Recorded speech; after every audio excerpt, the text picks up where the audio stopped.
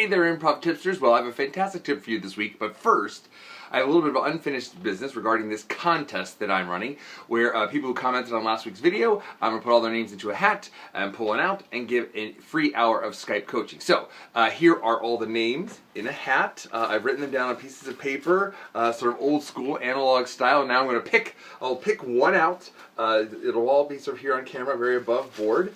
And the winner is, I'm going to dig way down. I always feel like people on the bottom of the pail don't get a fair share. Here we go. And the winner is Rich Graham. Here we go. I'll show you. Rich Graham. Rich Graham, I'll be contacting you to set up your coaching and see what we can work out. Okay? So let's talk about this week's tip. The tip that I want to do for this week is something I've been saying in class a lot that I see over and over again, and that is this. The tip is simply this.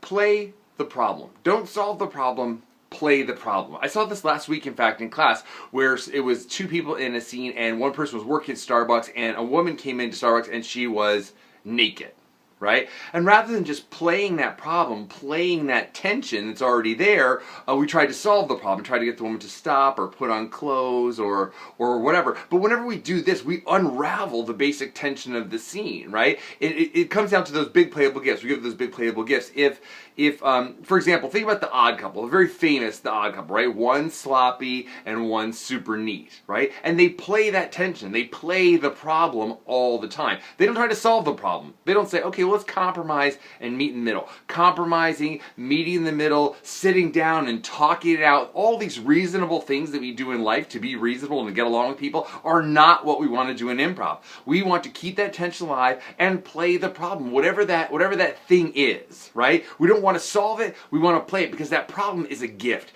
It's tension, it's friction, it's you and I or our games rubbing up against each other, and that thing sort of gives birth. That thing catches fire, right? We don't want to put that out. We don't want to make it so our games exist parallel to each other. It's just sort of like this. They want to rub up against each other. And sometimes that causes a problem, and we need to play that problem. Don't solve the problem. Play the problem.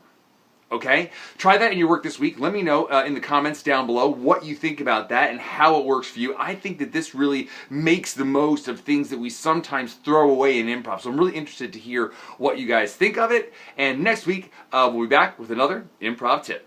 Thanks.